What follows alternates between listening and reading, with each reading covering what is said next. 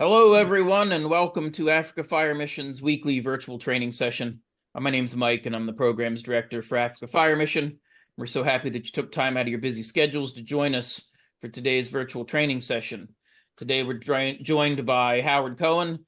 Howard is AFM's virtual training coordinator, helps to organize all this virtual training that we do. He's going to be talking about go, no-go situations. So we look forward to that knowledge he's about to pass on. Before we get started with today's class, just a couple administrative items. If you stick around for at least 70% of today's training, which is usually about 40 or 45 minutes, you will receive a certificate of attendance for today's training. If you get disconnected or can't stick around for the entire training, you can find our Google Drive where we store recordings of previous trainings where you can go watch the recording and answer a few questions and receive a certificate of attendance for any of the training that we've done previously this year as well. After we get finished with today's training at the top of the hour, we'll pass things over to Jose Nangiri. He is Africa Fire Mission's Fire Safety Officer, and he'll be hosting a tea time where it's a place you can ask questions about today's class or talk about any topics that may be on your mind as they relate to the fire service. So I invite you to stick around for that as well. Now, without further ado, I'm going to pass things over to Howard to get us started for the day. Good morning, good afternoon, everybody. I'm actually with Jose's the permission and Mike's support. I'm going to offer words of encouragement before I get into the heart of my presentation. So let me just share my screen here for a second with you, all of you. Mike, my screen showing? Oh. Yes, sir. Okay, so I wanted to share with you my favorite psalm from the Bible. It's Psalm 146, and it's the first two lines of this psalm that are really special to me. And in doing so, I'm going to give you a bit of a lesson in Hebrew and also leave you with the suggestion that whenever you're studying an ancient text that's translated from the ancient language, it's always best to remember two things. One, translations are always interpretations.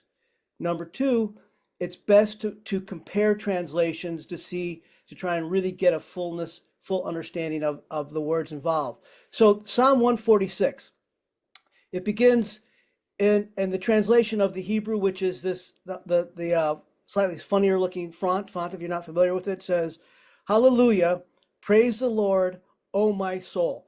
That is a pretty accurate translation of this first line. It's the second line that has a little twist to the translation that I think is really important. So it says, "I will praise the Lord all my life. I will sing hymns to my God." Now, often it gets translated as "while I exist." While I exist corresponds with this Hebrew word over here that's also bold. And here's what I want to tell you about this word and why I really like this psalm. Another way to translate this Hebrew word, which sounds like this, be'odi, is instead of saying "while I exist," you say "with that which is extra or special within me," or what we might call my uniqueness. So be, the first part in the Hebrew, means with or within me. Od is extra, that's this middle part of the word. And then the E ending makes it in my personal, and when you add it with the first letter, it means within me. So what this psalm is saying to me is that I am going to offer my praises to the Lord that I sing and praise to, with that which is uniquely me, that is special only to me. And why I think that's really important is because we all have something that makes us special and unique. So nobody is a nobody. Everybody is a unique, special person who has something special to offer the world and to offer up in service to the Lord that they worship. And that's why I like this psalm so much, because it really is like everybody Every one of you here is unique and special, and everyone we interact with is unique and special in their own way, and we need to celebrate that within ourselves and celebrate that within others. And that's why I like this psalm, especially the first part. But when you continue with the rest of the psalm, which I'm not going to do today, but you go through it, then you move from being honoring that which is unique and special about you to moving outward to being concerned about the world around you. So it's a really powerful psalm in its fullness, but it's especially these first two lines that I really like. So that's my words of encouragement. Celebrate that which is unique within you. Celebrate your specialness, and also celebrate that and honor it in everybody else, and use that specialness of yours to make the world a better place. That's my words of encouragement for today. And on that note, I'm now going to get into the heart of my presentation, if I can properly manage my PowerPoint. Let's see, I got to get back up to that. Sorry for the fast rushing through it, but I got to get to the very top. And because I'm using the screens that I'm using, it's kind of tricky. Okay, so here we go. Off and running. This is a presentation on what I call go, no go. In other words, do you go into the burning building or do you not go into the burning building? So a little bit about myself. I'm a retired volunteer firefighter, did that for 20 years. And then I very happily landed with Africa Fire Mission, and I've been very active with them now since, well, I got plugged up with them just before COVID came. So it's been about 4+ years. Traveled to Kenya a couple times, 3 times, planning to go back next fall. And I've been teach in these webinars, as some of you know. And also, as Mike pointed out, I coordinate them from behind the scenes while Mike does the front. He's the face of the program. He's better looking than me, so he gets to be here on every week. So thank you all for coming out. I want to respect your time. I know it's precious. I know you probably either have a long day ahead of you if you're working a night shift, or you finished a long day. So I really want to appreciate you being here. I also want to thank you and appreciate for all you do for your communities. It's really wonderful that what you're doing, taking the time to train yourself and improve yourself. You're special, each and every one of you in your own way, but also as firefighters and first responders. So thank you all.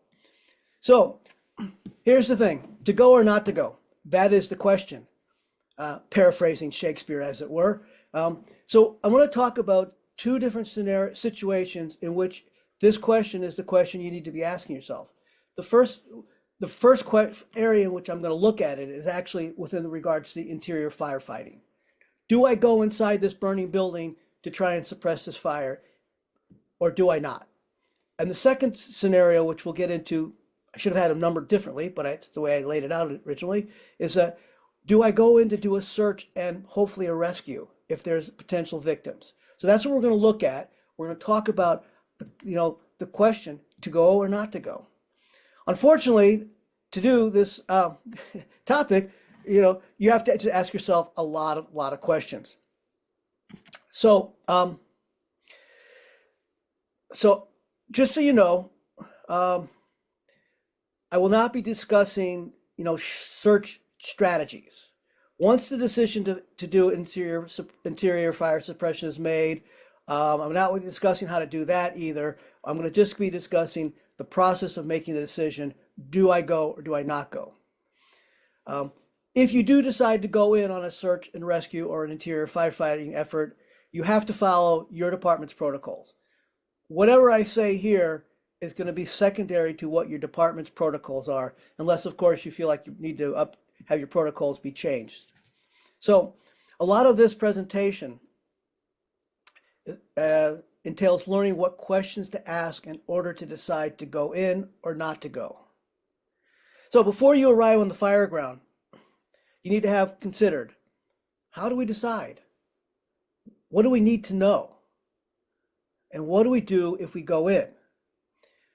Again, your department protocols are your guide here. Some departments say no go into a burning structure if there are no known victims. Others say, how can we know for sure? So go. So there was a fire a few years back at a library out in California. It was after hours. There was nobody who was in the building, and yet the fire department sent in a crew to attempt to suppress the fire. Well, things went sideways, and a couple of firefighters ended up dying.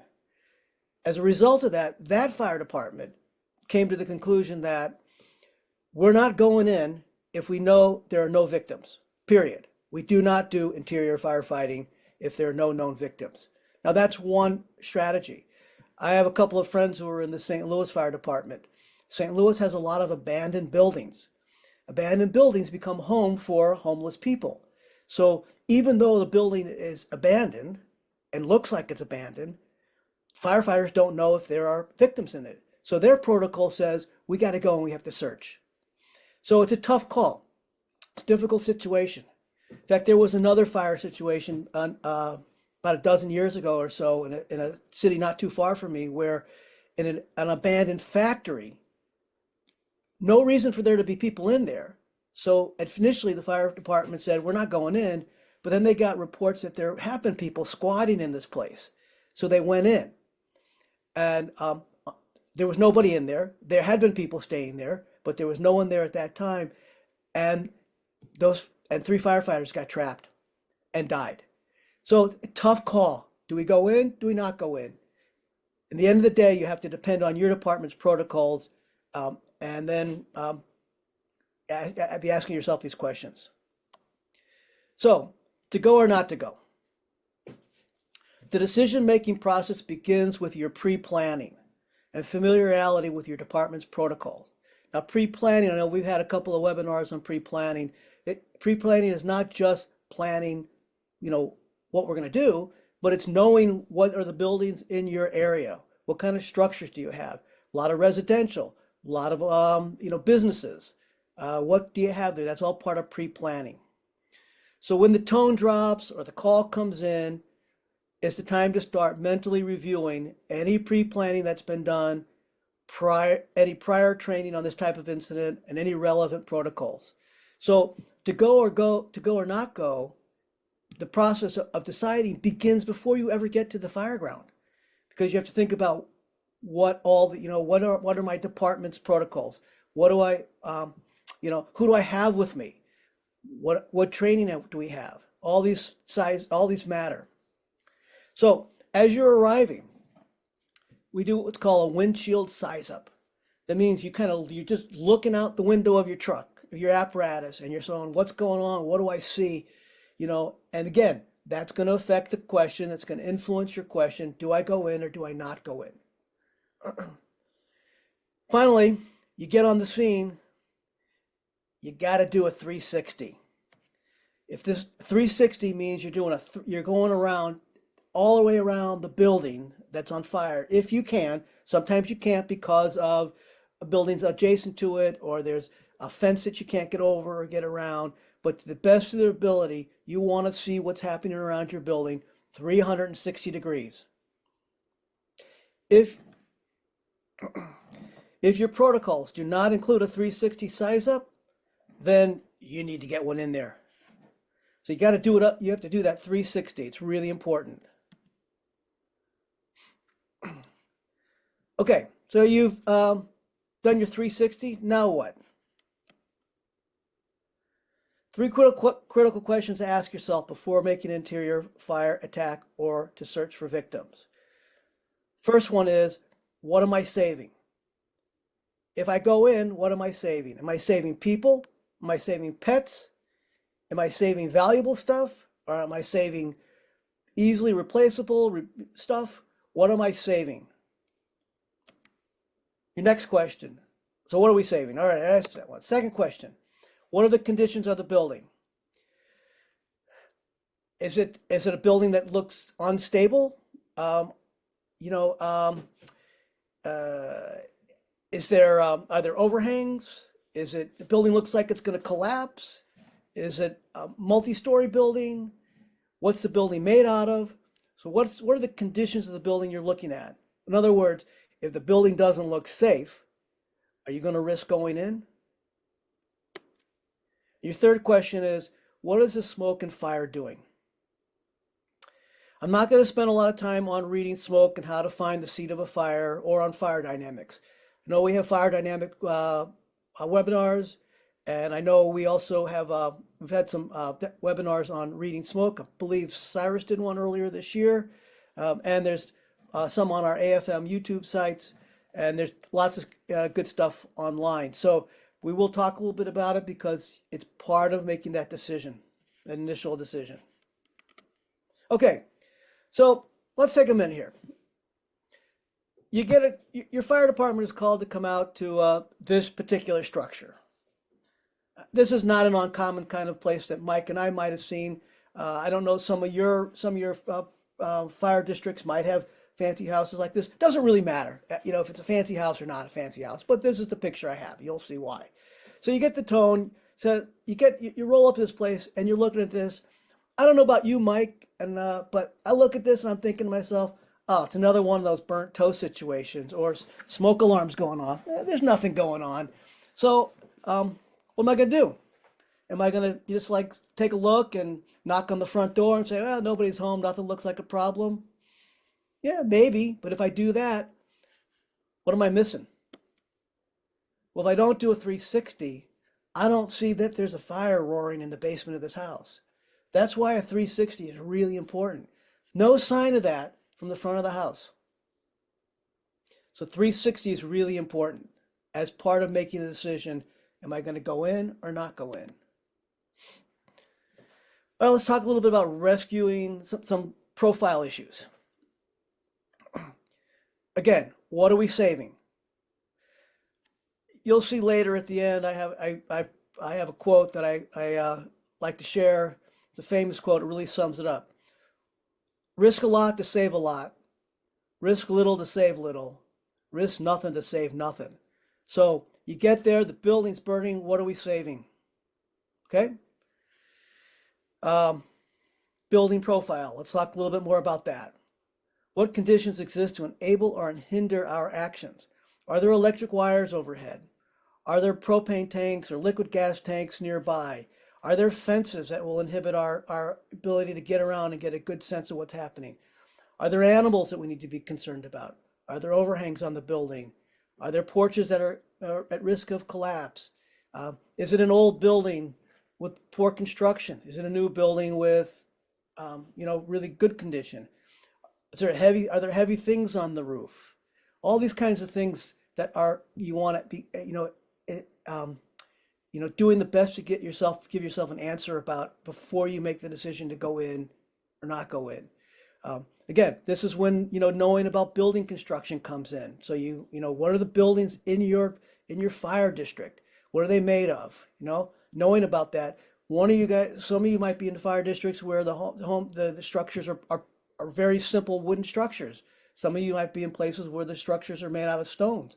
That's all important, and that's all part of what you need to be assessing. And then you need to think about the fire profile. In other words, what is the smoke and fire doing?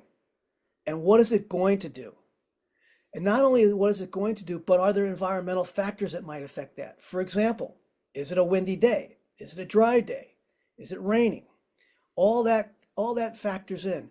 If the fire has been burning a long time, then probably there's no one alive left in the building, and the building's probably not real stable or real reliable.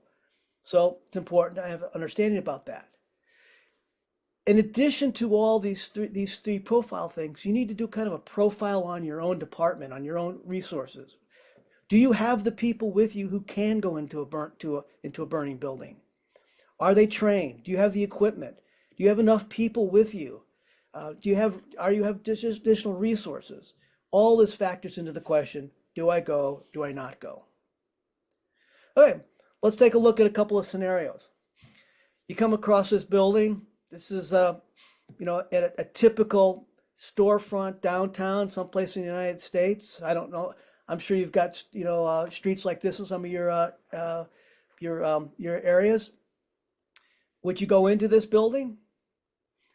What do you see what's going on here? Well, we've got fire showing on the second floor, fire showing through the roof. We've got some smoke of this that we can read and interpret something about. We can see on the lower levels, there's smoke coming into these rooms, but no fire. So question now is like, do we go in? Well, it's an old building, but it's a brick building. It might be solid. Hard to tell. Um, what are we saving? Well, the lower levels, they all look like stores, so that's all replaceable by insurance. Looks like it's after hours because of the lights on, the street lights and the darkness in the sky. But what about up in these apartments over here? I hope you can see my cursor as I'm moving across the screen. I assume you can. But where the B is and behind the street light, those could be apartments.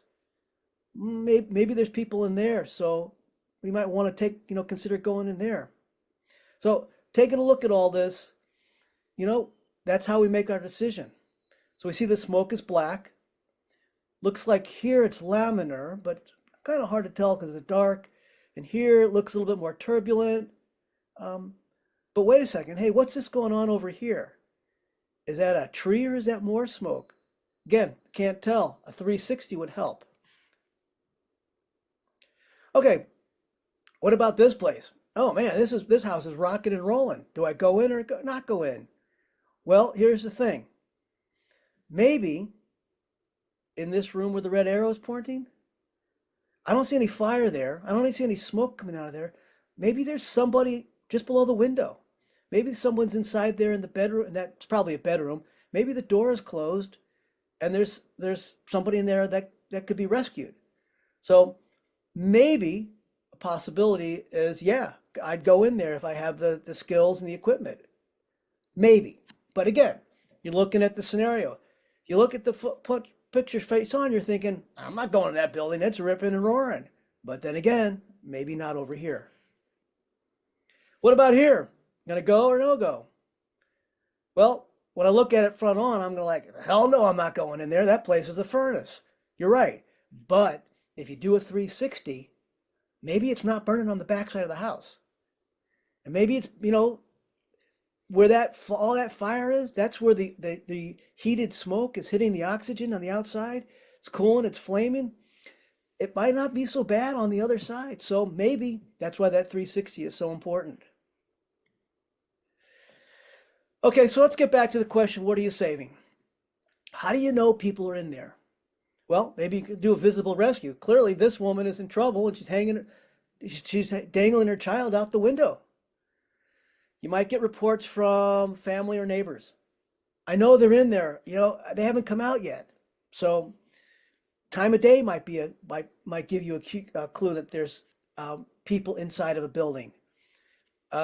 If it's an office building, if it's building during the daytime, and the office building would likely have people in it, that's a good cue that there might be people inside. Same with a store or a business. If it's after hours, 2 in the morning, shouldn't be anybody in those stores or offices, so probably nobody in there. There might be some external cues outside the house or the building, such as a car in the driveway or a car in the parking lot of the house. Nobody on the outside of the house. It might, if it's the middle of the daytime, well, might not have anyone outside of the house because they're at work or at school or someplace else. But if it's a nighttime, you might expect people to be outside if their house, unless they're succumbed to the smoke. And if there's lights on, might be a cue. So these are all cues that might lead you to say, I got to go in and do a search. Okay, take a look at this place. Right? Go or no go? What do you see going on here? Well, we got dark smoke coming out from the eaves and the roof. That's not good. Looks like the lights are out inside. Suggests the power might be out. Is there survivable space inside where a victim might be found? Yeah, as far as we can tell, there might be. Building profile, what conditions exist? Building looks pretty stable. I'm not seeing a lot of flame, at least from this end. So maybe fire may be someplace else, and it hasn't really sort of impinged on the stability of the building. Looking at the smoke, again, we have dark smoke. We have laminar smoke. We have it's kind of wispy. We'll talk a little bit more about that. But here's some cues. It's nighttime. There's kids because they got toys. There's a car in the parking lot in the driveway. So might be worth going inside. Okay, so here's a question to ask ourselves. Can you access or protect these spaces with available or arriving resources? In other words, you've gone inside, you've identified some space, but do you have the wherewithal to keep it safe while you're in there? In other words, do you have a hose line? Do you have air packs? Do you have the backup? All these things have to be taken into consideration, along with an estimation of the fire progress. So, a little bit more on building profile. So again, is the building going to fail? How will it fail? In other words, how is it going to fall? What's the type of constructions? Again, in all your fire districts and all your different countries, you have different methods of construction for buildings. That's why I'm not really going to go into what we use, the standards we use here in the United States and at least in Canada. And again, questions about occupancy, is it residential, is it a warehouse, is it office, is it retail? All these things factor into the building profile. All right, take a look at this picture. What do you think about this? I look at this and I'm thinking to myself, I would not want to be those guys on the second floor, these guys, and I definitely would not want to be these guys below them. But maybe the building's more secure and stable than I can tell from the outside. Maybe there was an explosion that blew that outside wall out. Hard to say. So anyway, these are things you have to take into account. Let's get a little bit into fire profile now. I want to keep this as simple as possible because I'm not going to do fire dynamic talks, and I'm not going to talk about how to look for the seat of the fire, and I'm not going to go into heavy duty into the smoke, reading smoke. I just want to talk about, in terms of fire profile, two specific terms: laminar versus turbulent, which I'll get into a little bit more. But when you're talking about fire, is it visible? What's its behavior? What do you see happening with the flames? Flames come about because the heated gases are exposed to O2. So while visible fire is alluring, it makes you want to look at it. It's like going back to that photo I showed you where there's a lot of fire showing, but you got to look past it because all that means is that hot smoke is coming out a ventilation point and hitting O2, and it's causing the flames. Powerful looking, beautiful looking, but not the most important thing from our perspective. Okay, let's talk about smoke and volume. How much smoke is pouring out? Is it billowing out? Is it just, huge flows of it, which I'll show you some pictures of in a second. What's its velocity? How fast is it coming out? How dense is it? What's its color? Again, I'm not going to go into details about this.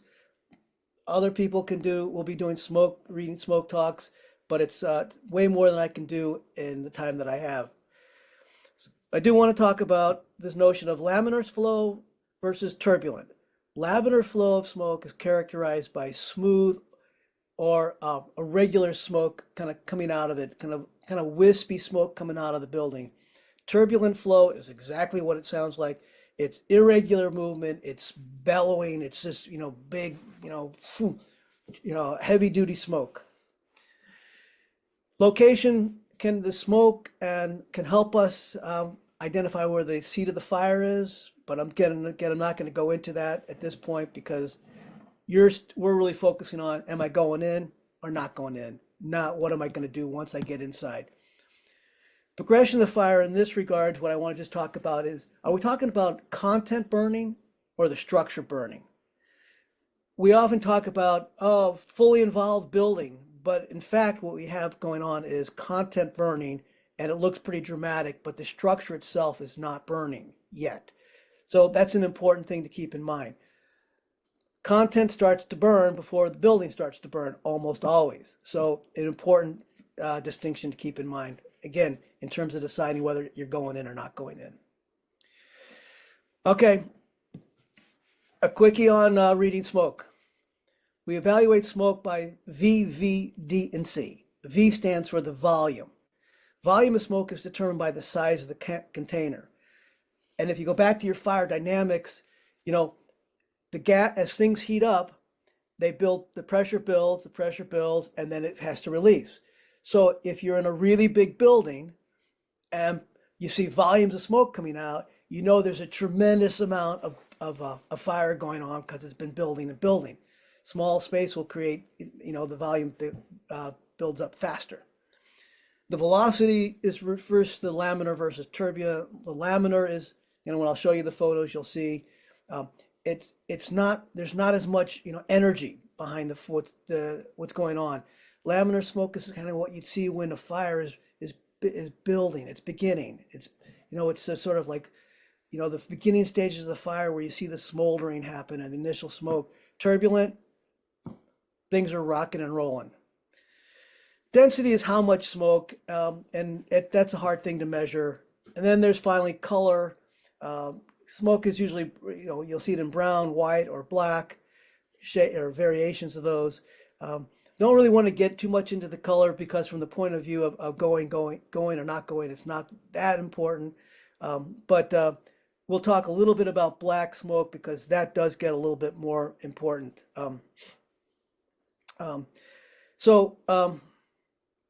Again, just to kind of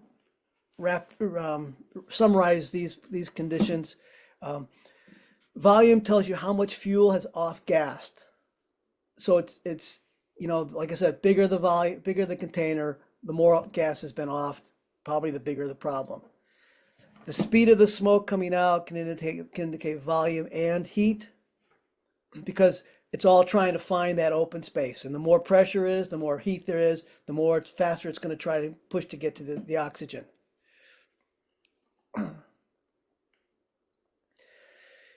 So we'll move on from that. So I want to show you some pictures now. So here's an example of laminar smoke. You could see it's cloudy, it's wispy. The flames are in the backside of this building. Smoke is black, which means that's unburnt fuel. So that could become a problem. But right now, it's not quite turbulent, although it's edging that way here. But it's just it's drifting out. Again, another picture of laminar smoke. You can get a good idea how it's just drifting out.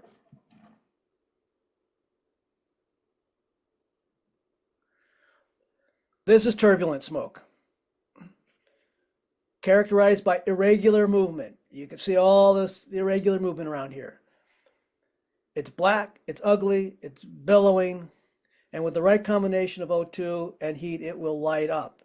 And so black fire or black smoke, sometimes call it black fire, this black smoke, it's a strong indication of an extreme situation of a flashover happening or backdraft, something along those lines where it's basically an explosion because smoke is fuel. So all this is unburned fuel, and if it gets to the right heat temperature, it's going to go. But of course, as it goes outside, it's starting to cool.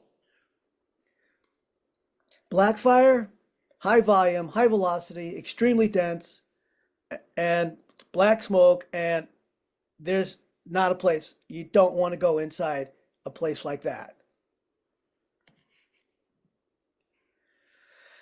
So take a look. You can see a variety of situations here.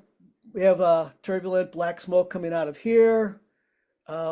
This white here is probably because of water getting put on the fire, but hard to say. But no laminar smoke, a little laminar smoke coming out of here, maybe from this side here. But again, you're looking at this and probably not going to want to go in there, but maybe down here if you've had a reason to go, but it's an auto repair shop, so not likely going to go in. Remember, smoke is fuel. Quick video. Ready? Yep, go.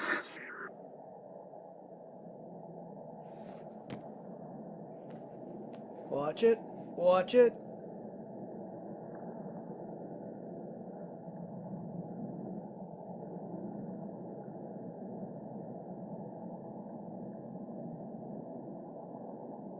There you go.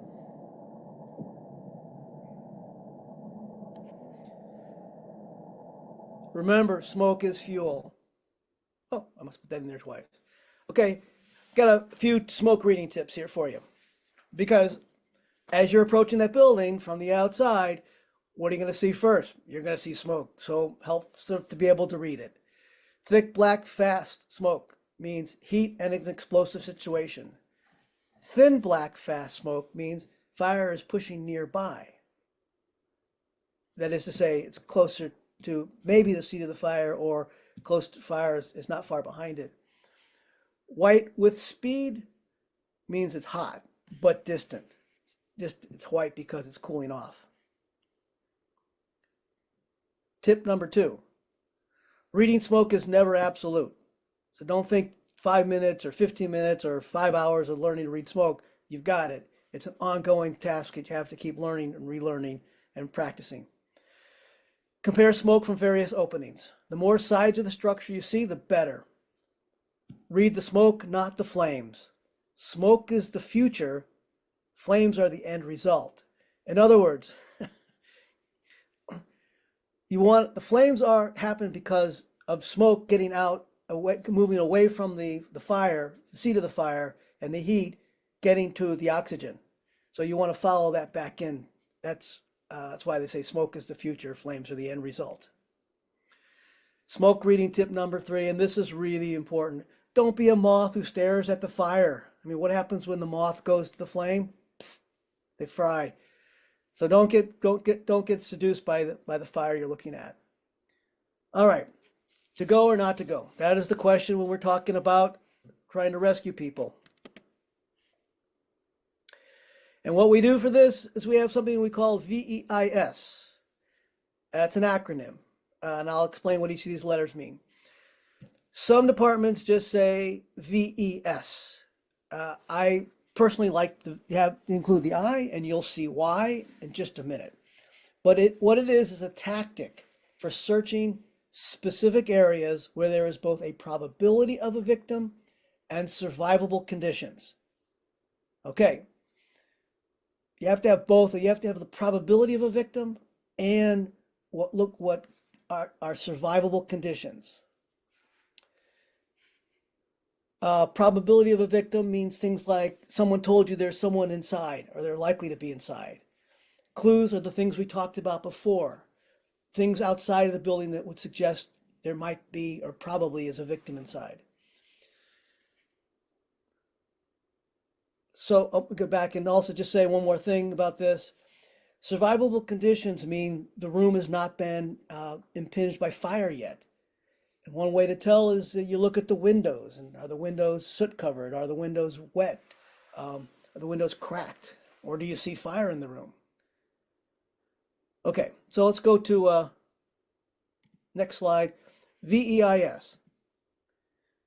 Number 1, V stands for venting. Venting means you're going to open up the window on the outside of the wall, house, to enter into the room where you think there's survivable space. This kind of search and rescue is not the kind you do when you're going into the burning building with a hose line, with a team, and you're going room by room. This is you're on the outside of the building, and you're looking in, and you see there might be survivable space inside that room. I want to go inside that room and check. So you're going to open up the window to go in, and as soon as you do that, you've vented the room. Now, we could talk about venting with regards to the entire structure of fire suppression. It's beyond the scope of what I'm talking about today. So you vent, then you enter. We're going to talk a little bit more about entering techniques in another slide or two. So now you've vented, you entered. Number 3, you isolate. And that isolate means that you go into the room and you go directly to the door that enters into the room, which very often is opposite the window that you just entered. You want to go in and make sure that that door is closed. You're isolating the room from the rest of the building. You'll see why that's so important in a couple of slides coming up. And then you do your search. And I'm going to talk a little bit about some search techniques. Okay. When you're venting or opening the window or a door, if there's an outside door, you're creating a flow path for the fire. In other words, you're creating space for the air to come in, to light the smoke, and go out. So if there's the fire is burning in the hallway in this building, and the bedroom door that you want to go in is open, and you open a window, you bring in all this oxygen, well, all that heated smoke is going to want to go out, going to go towards that oxygen. So that's venting is, you have to vent to get in, and but you have to do it really quickly. And if you're venting and you have water, then you want to coordinate with water. But if you're venting to do a search room, you probably don't have water with you. So, but you want to have a second person with you. So you're at the window, you open it, you're going to look for victims, and you're going to locate the door. And you're going to head for it. You open the window, you knock it out. You want to clear the glass shards from the bottom of the sash. Remove as much of the glass as possible. You may be returning to the window rather quickly with a victim, and you don't want to be dragging yourself or a victim over the remaining shards of glass that might be protruding. You want to then reach in and sound the floor for solidness. You want to take a tool that you might have, your Halligan bar or a pike pole or whatever you have, and feel the floor. Make sure it's solid. Mariah Cohen, WhatsApp video. Make sure the floor is solid when you before you go in. And when you're doing that, also make sure there's not a victim underneath the window, and you don't want to bang them with your tool. Then you want to make a quick feet first entry. Why do you want to go feet first? Well, you're going to see in a picture why it's important. But if you go head first and you lose your balance, you're going to fall forward on your head, and you don't want to do that. You want to have going feet first, keeping a hand on the outside of the window in case you have to pull yourself out really fast or the floor gives out. Once you're in, you go straight to the door in the room and you close it. Even if you find a victim, close the door first, because that will increase the survivability rate for your victim, because you're slowing the process of the fire progressing to your room. Once you go into the room, keep in contact with your partner. You're going to have a partner with you at the window. You don't go in and do this by yourself. That partner is there so he can or she can guide you verbally if need be. If there's smoke in the room, they're there to help you if you need help getting the victim out, to help you get out if you need to. They can help keep an eye on things going on. So you want to keep them in you try to be able to stay in communications with them. All right, you shut the door. All right, I've said it. Isolate means close the door. The second your boots hit the floor, or after, if you're crawling through the window, whatever it is, you make it to the door and you close it. This is how you isolate yourself and your victim from the rest of the building and the fire. This is how you make your search as safe as possible. This step buys you time. It stops the clock in regards to the flow path problem that you created when you vented the window. Your priority is the door. Even if you find a victim, shut the door before you do anything else. Focus on finding the door. Okay. You see how this firefighter is going in? Feet first. Hand on the outside in case he needs to pull out. That's how you enter, not head first. And again, I'm going to repeat myself. Sorry for doing that, but it's important to repeat this message. No matter what, even if you see a victim, the first thing you do is isolate the room. Shut the door. Okay, you've got the door closed. Now you want to number the walls. Usually the entry wall is wall number 1. And then as you go clockwise to the left, that becomes wall 2. The wall opposite the wall that you came in through becomes wall 3, and so forth. You number these so that you can keep yourself oriented inside the building as the smoke builds up. If you have a problem, you can say to someone, I've done wall 1, I've cleared wall 2, I've cleared. Use a tool, take a tool with you, whatever you have, and use it to sweep, to feel for victims. Make sure to look behind closet, look behind cabinets, look under chairs, look under the bed. We know here that the kids will hide, and they'll often hide in closets or under the beds. Look behind things and sweep. And stay in communication with your partner in case you let them know what's going on. Okay, so 2 examples of what's the difference between having a door closed and a door not closed. Same structure, same fire. Door on the, well, it's my left, but the door that's clearly a bedroom, the door was closed. The room was closed. The door with the room that's clearly a bedroom, the door was closed. The room next to it, the door was not closed. Look at the difference. Do you see how profoundly different, what a profound impact keeping the door closed makes? This was an old wood frame house, extremely heavy fire damage. When the Miami-Dade Fire Department arrived there, they encountered a large volume of fire. Structure appeared to be fully involved and not survivable. After most of the fire was knocked down with an outside defensive attack, firefighters found a room that was unscathed, protected by a closed door. The lesson learned: don't give up so quickly on occupants and built dwellings that are heavily involved in fire. Powerful picture. Can't say it enough. Close the door. Jose, this is an important lesson for fire prevention. Teach people to close the doors. All right, I'm going to just summarize everything, just kind of give you a summary of all this. VES summary. Start with the 360-degree size up. If you have victims, you presume there's victims based on all your observations as you've arrived there, and you identify survivable space, you have the resources to go in, then you make your decision, go or no go. Once you made a decision to go or no go, if you're going to go, you're going to vent the building, the room, you're going to enter it, you're going to isolate it, and then you're going to search. That's what it boils down to. As far as deciding whether you're going to go or not go into a building to do an interior fire suppression attack, we're getting into a different ball game on that. But this is just about, I'm outside, am I going to go into this building?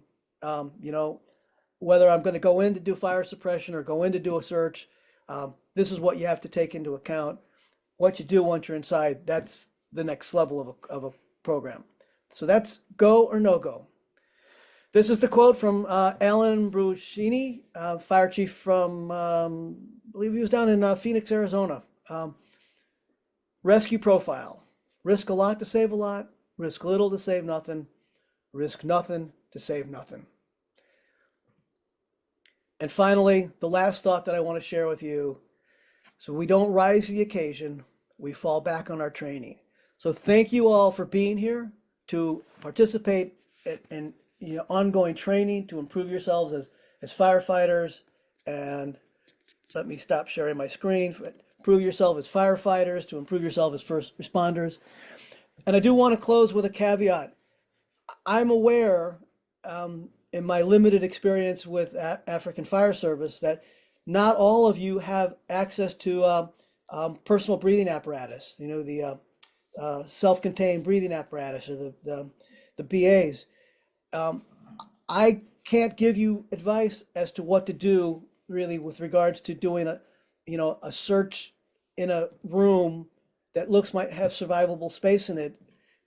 If you don't have, here in my fire service world, if we don't have breathing apparatus, we don't go in. But if it was a question of, I see this little child inside this bedroom, and there's no fire there, I don't have my breathing apparatus, what I would personally do, I don't know. Maybe I would go in to rescue that child, but I don't know that my department's protocols wouldn't have supported that. So I don't know what you guys do, what your choices are. That's something you have to explore. But let me just say, this is one of the reasons why it's really important to have a breathing apparatus, and hopefully all your departments will soon be able to have enough equipment to outfit everybody so that when you need to go inside, you can. And I'll get off my soapbox about the importance of breathing apparatus. So that's what I have to share with you, and we're right on time. It's time for a few questions, and then I'll stick around for tea time if there's any questions there too. So thank you all again for being here and for listening to me, and I hope I didn't squander an hour of your day and use up too many of your what do you call them, your bundles. So excellent. Thank you, Howard. Really appreciate you taking your time to join us for today's training. And what a great discussion point that you brought up right there at the end about how do we navigate the go, no-go decision when we don't have access to breathing apparatus. And I think you did a great job of explaining in the training. You touched on some of that reading of smoke, and that's going to be really critical when you don't have access to a breathing apparatus, is looking at that neutral plane and looking at where the smoke density is. And what that smoke's doing, is that smoke lowering down tight to the floor, or is there that cooler, survivable space underneath of it where you can make a brief entry in to try to execute some sort of a rescue? It's always challenging for us as instructors when our policies dictate that we have to use a piece of equipment that you all don't have regular access to. So it's a great discussion point for us to talk about as we move into tea time. At this point in time, if there are any questions about today's training, we'll open up the floor. You can type your question in the chat, use the raise hand feature, wave at us through the camera, or unmute yourself and ask your question.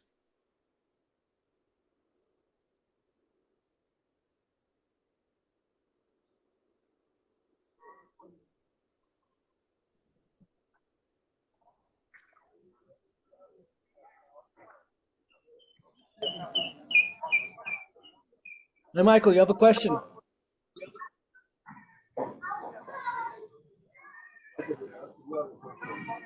Good afternoon. My name is Michael. Go ahead, sir. Yeah, I'm from Nigeria. Excellent. Yeah. The question I want to ask is that black smoke. You say black smoke. I don't understand the black smoke. Can you go back again and explain the black smoke to me? Sure. So it's the color, and all the black, the dark. Smoke is incomplete combustion. So it's basically fuel that is broken down, but hasn't actually yet ignited into flames. So when you're seeing this black turbulent, this black smoke, it means that there's a lot of heat. It's the fire, the content is breaking down, but it hasn't yet ignited, and it's building and building depending on the size of the volume of the container that it's in. Okay. So really, so it literally refers to its color. And you know how you can burn different products and they'll have different colors. You can throw sugar in a fire, it looks one thing and things like that. So it's it's literally the color, and what it means is that the smoke is just, the pressure is building and building and building, the heat is building, and there's tons and tons of combustible fuel in this, and it's just waiting for the right for the right trigger to make it to launch it. That's what it's talking about. Okay. Thank you. If you take a look at a piece of, say, newspaper, and you light a piece of newspaper, you're going to get you're only going to get a little bit of smoke. It's going to be a very light color, right? What happens if a tire's burning, right? If a tire's burning, you get that thick, dense, dark smoke, because that newspaper that you're burning, the combustion is pretty complete. It's not throwing off a lot of unburnt fuels, but we don't get that when you're burning something like a tire. That gives you that really drastic difference between those. So reading that smoke color, that density, that volume of it, that's telling us how much of that bad unburnt stuff is there. And it's giving you sometimes an idea of what's burning as well, right? Natural materials burn with less, the color of the smoke is less dark than it is with the products that are made out of petroleum products or synthetic materials. So that's one of those dangers that we're facing, is all of the synthetic materials that are being used to produce items that we store in our houses now contributes to that volume of smoke and that unburnt fuel and all that stuff. Other questions? Let's Thank you see. very much, and I've understood it now. Excellent. We've got a comment. Let's see.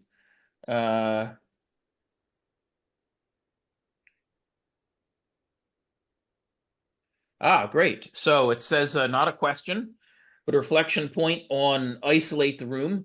During slum fires, people often bring down neighboring structures to create a fire break. Hmm.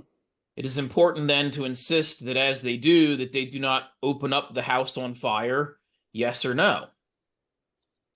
Oh, Go ahead, Howard. So